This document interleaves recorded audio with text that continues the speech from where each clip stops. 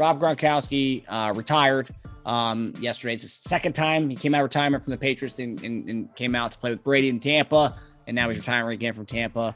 And 11 seasons playing in the NFL. He's regarded as one of his era's probably one of the best tight ends of his era, set many records, including most receiving TDs in the postseason for a tight end, being the first tight end to lead the league in receiving touchdowns with 17 in 2011, and most 100-yard games by tight end at 32. So naturally, when it comes to the NFL and the guys retiring, we always talk about legacy. And naturally, there was a debate sparked between Rob Gronkowski and Travis Kelce. And there was a time when Travis Kelce was a young buck when people called him Baby Gronk.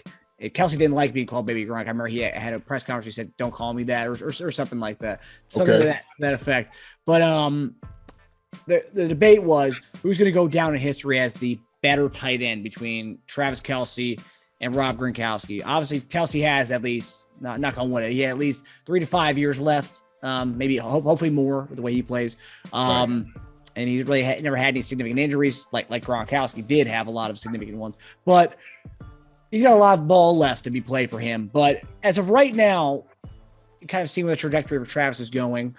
Who do you think is going to have the better career between Rob Gronkowski and Travis Kelce? Who is going to have the better career? Yeah. Between the two. Wow. You know what? I tell you what. I know we have these debates all the time about, greatness and GOATs and who's this and who's that. And I'll say this. Both these guys, I think, have cemented what they have given to the game, their legacy, no doubt about it. And I'll talk about, Gronk first. Gronk, without a doubt, celebrate his 11 years of playing in the NFL, gave a lot to the game. I mean, absolutely dominated up there in New England, came down to Tampa Bay, won another ring, and did a good job down there too. And so he was integral in all the wins and all the Super Bowls. Well, at least some of them when he was playing, that New England had won when he was up there.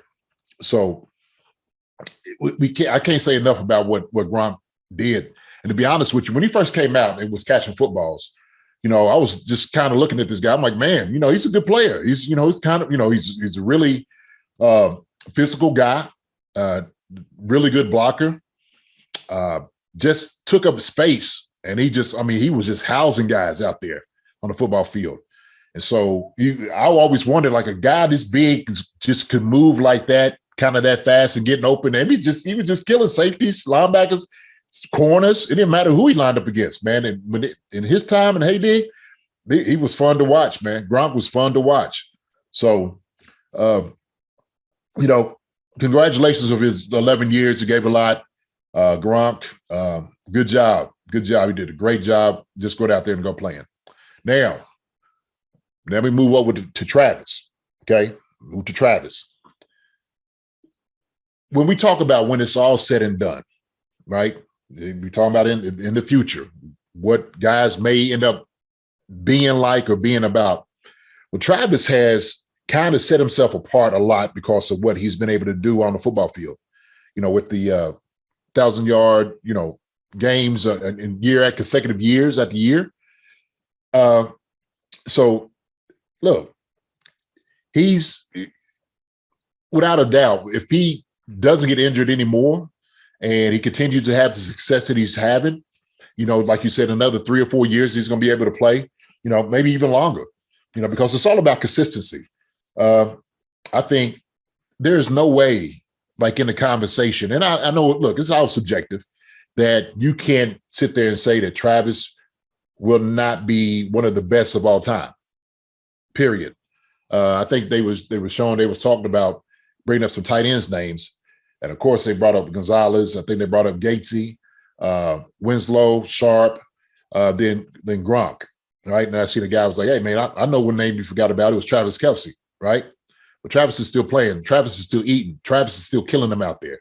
And so, nobody wants to be premature in saying those things, but everybody understands Travis's greatness out there on the field, right? I mean, come on.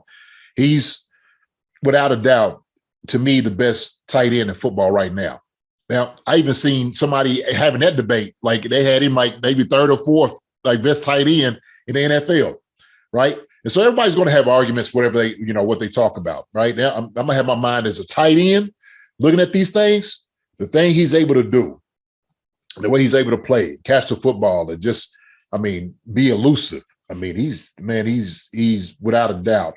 I think when it's all said and done, man, he's going to be absolutely one of the upper echelons, and it's going to be hard for guys to beat. Mm. Now, with that being said, because there's different eras, and I think that's why sometimes everybody's kind of, a little bit put off by the comparison anyway, right? Or the GOAT, who's the best, this and that all the time, right? Because everybody's asking me, well, who's better, Tony or Travis? Who's better, Tony and Travis, right? That's always the question I hear all the time. I'm like, look, man, I think the Chiefs had two of the best tight ends ever played a game of football. That's the way I feel about it. So, and then people could say, well, how many targets did this guy have? What was the offense like, when, Tony was playing and Travis was playing? And I think, these things encompass a lot because I look at it more so numbers tell the story. I don't think they tell all the story, right? Like I look at a great tight end encompassing everything. Catching the football, being able to get open, being dominant out on the football field, blocking, all those things. And Travis, he checks all the boxes. He does. And I think sometimes he just doesn't get much of recognition for his blocking. But I watch him out there. As a tight end, I'm watching everything. I'm watching, him getting in the hands. I'm watching the play when it develops. And I'll know if he's getting a block, he's not getting a block, or like Shannon Sharp would get, he get in the way. He'll get in the way because he just wasn't big enough. Sometimes he just make sure, look, I just got to hold a guy up 1 or 2 seconds, and that was it. Where maybe Gronk might have been a little bit more forceful in his blocking, right? So I know it's all going to be subjective, but I think when it's all said and done, I don't think you could deny Travis saying he's going to be better than Gronk. I just don't.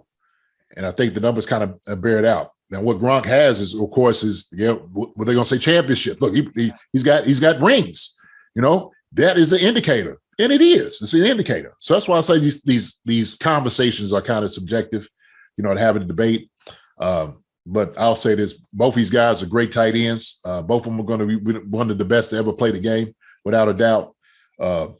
So, hey, man, you pick who you want to get, but I think, I'm not going to sully anybody or say anybody's not, good enough, man. Gronk was dominant all during his time he played, no doubt about it. And Travis is still killing him while he's playing right now.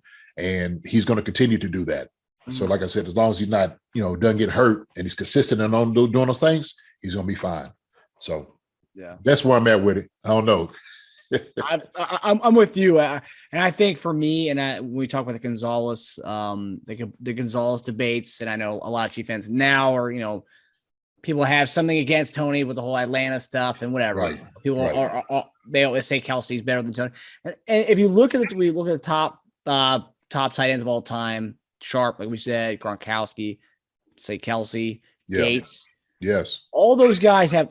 I'm not saying Gonzalez in this one. All those guys have one thing in common. They all had quarterbacks who were going to be Hall of Fame quarterbacks throwing to him. Gates had Breeze for a short period of time. He's got Rivers, who could be possibly a Hall of Famer. Arguably, his numbers will get Hall of Fame numbers. Right. Gronk had Brady. Sharp had Elway. Mm-hmm. Kelce's going to have Mahomes. Right. And not to knock all the quarterbacks. There's some quarterbacks that Gonzalez had that were badass. I thought they were badass, but they weren't Hall of Famers. Trent Green, badass quarterback, not a Hall of Famer. Right. Without a doubt. Biggs, one of our guys, he had that amazing season where he targeted the hell out of Gonzalez. Saw a quarterback, not a Hall of Famer. Gerback, not a Hall of Famer. Brody, not a Hall of Famer. Heward, not a Hall of Famer. All these guys that, Tony put up these numbers and with quarterbacks, and you've seen through the ages where he has badass tight ends come out of college, amazing, but they go to a team like the Browns, for example, in the early 2000s, where they were going from quarterback to quarterback to quarterback, and those tight ends were impacted by it. They never really panned out. Right. But was that because of them, or was that because they're their quarterback situation? They never mattered for Tony. No, hey, look, and I think that right there is a great case. That's an argument because it didn't matter who was under center. He was still was dominant, and it was all about what he was able to do out there on the football field. Yep. So if he get the ball anywhere near 88, man, he was snagging that joker. Yeah. And I played with him, so I know what he can do. I know how great he was. Mm-hmm. So when people try, hey, what do you think? I'm like, look, man, I know without a doubt in a game, if something's on the line, I'm looking at 88. Mm. There ain't no question about it. The whole stadium knows you should go to him. Mm. And so that's it, bottom line. I'm like, look, this dude right here is a machine. I'm talking about incredible. And I'm talking about the consistency of not being hurt over the years, not missing games. Come on, man, 17 years? Yeah. Yo, I don't think people taking into account. I get it. Sometimes when you're young and you don't quite see, the plays and watching the person play, you can't quite appreciate it like you would as somebody who was a current player, right? Because of the domination. But who's to say, man, that if Patrick had, Tony when he was playing, not like how many catches would he do, right? If the offense was predicated off of kind of more of what they're geared toward now, right? More of a passing league, what would his numbers be? Mm. So we don't know that, but I do know that sucker right there, he's a whole different animal. Yeah, you can't go wrong with any of those guys. It's a good point. Forget the fact that let's say we want to talk about let's say Tony played with Pat, and I can imagine that Tony in his head's like, oh man, I wish I played with Pat. But in this day and age too, we're talking about the day and age too. So not only Pat, but fast forward the amount of years, because Tony's putting up numbers that were like insane for a tight end back in the early 2000s. But you put that into it nowadays with feeding Tony the ball. I mean, with the offenses that we have now, I mean, who knows what he could have put up. And that's something that's so unique to Tony that no other tight end that when this conversation we're talking about, none of those guys had to go through the quarterback carousel that he had to go through. And sure. I even say also too, Tony was getting doubled and triple team a lot. There was time he was getting like triple team, and Gronk had some of that up there in New England. Yeah. There was times, he was getting, double and triple team. And I see sometimes, Travis getting some of that. I think they do a good job of spreading the field out where you can't, double, triple team a guy as much, defensively like they used to, because we used to have, a running game and whatnot. We lean on Priest or Larry. We had, that's how our offense was kind of predicated. And, we did a lot of great things, successful offensively. But yeah, man, I just, that's why I say, man, sometimes these arguments about what they want to say and how they do it. Hey, man, look, you choose what you want to say. I'm taking it from what I know. Yeah. Okay.